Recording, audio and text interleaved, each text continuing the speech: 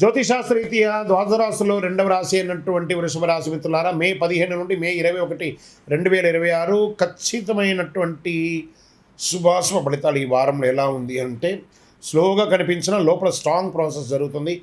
Silent grow week అనమాట ఈ week. గురువు మీ రాశిపై ప్రభావం, వ్యక్తిత్వ నిర్ణయాల మీద ఉంటారు. శుక్రుడు అనుకూల స్థితి, శని 10వ స్థానాన్ని చూస్తున్నారు. బుధుడు ఫైనాన్స్ ప్లానింగ్ ముఖ్యంగా ఇస్తున్నాడు. సాలిడ్ ప్రోగ్రెస్ ఉంటుంది ఈ వారం అంతా కూడా చెప్పచ్చు. జాబ్లో రెస్పాన్సిబిలిటీ పెరుగుతుంది. సీనియర్స్ మీపై డిపెండ్ అయ్యే అంత గొప్ప స్థితికి వెళ్తారు. ఇది ప్రభుత్వ, ప్రైవేట్ అన్ని రంగాల వరకు వస్తుందని కూడా చెప్పచ్చు. కానీ ఓవర్ కాన్ఫిడెన్స్ మాత్రం వెళ్ళకండి. బిజినెస్లో స్టేబుల్ గ్రో ఉంటుంది, మంచిగా ఉంటుంది. మీ యొక్క డెట్స్ అన్నీ కూడా క్లియర్ అయ్యే అవకాశాలు ఉన్నాయి. మీరు ఏదో లోన్ కోసం ఎదురు చూస్తున్నది, అది వచ్చే అవకాశాలు ఉన్నాయి. ఆర్థిక స్థితి స్టడీగా ఉంటుంది. ఈ చిట్ ఫండ్స్ అవి లేదా పర్మిషన్స్ కోసం అంతా మీరు అప్లై చేస్తుంటారు సరే, అవన్నీ కూడా వచ్చే అవకాశాలు ఉన్నాయి. సేవింగ్స్ పెరుగుతుంది. లగ్జరీ స్పెండింగ్ పెరుగుతుంది. కొంచెం దాన్ని కంట్రోల్ చేసుకోండి. కుటుంబంలో శాంతి ఉంటుంది. ఒక మంచి వార్త, శుభవార్త వింటారు. భార్యాభర్తల మధ్య అనుకూలత పెరుగుతుంది.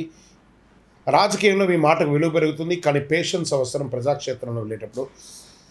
వ్యవసాయదారులకి భూమి పంటల విషయంలో పాజిటివ్ సిగ్నల్స్ వస్తున్నాయి. స్లో గ్రోత్గా కనబడుతుంది. కోర్టు కేసులో మీకు అనుకూలంగా స్లో మూమెంట్స్ ఉన్నాయి. త్వరగా ఫలితం రాదు. ఇంకా ఇన్వెస్ట్మెంట్స్ షేర్లో కానీ safe investment okay. Long term gain strong. Speculation avoid చేయండి. F&Oలో అవాయిడ్ చేయండి. విద్యార్థులకి కాన్సన్ట్రేషన్ స్ట్రాంగ్గా ఉంటుంది. కానీ లేజీనెస్ బాగా వస్తుంది, జాగ్రత్త. ఇంకా ఆరోగ్యపరంగా ఇంకా షుగర్ లాంటిది, థ్రోట్ ఇష్యూస్ కానిది, లేదా ఫుడ్ అలర్జీ కానీ, వెయిట్ గెయిన్ అవ్వడం కానీ ఇలాంటివి జరుగుతుంది. కాస్త చిరు తిండ్లు మానేయండి ఈ వారం. దానివల్ల ఇబ్బంది వచ్చే అవకాశాలు బాగున్నాయి. 70% మీకు అనుకూలంగా ఉంది ఈ వారం అంతా కూడాను. శుక్రవారం నాడు అమ్మవారిని ప్రార్థన చేయండి.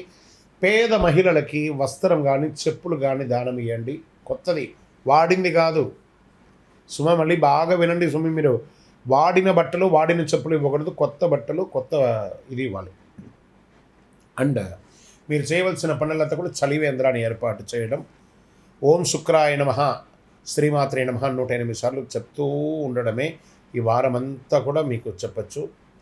ఈ వారం వేసిన పునాది వచ్చే నెలలలో మీకు అనుకూలాన్ని కలిగిస్తుంది. మంచిగా ప్లాన్ చేసుకొని నెమ్మదిగా వచ్చింది, జీవితంలో నిలకడగా ఉంటుంది.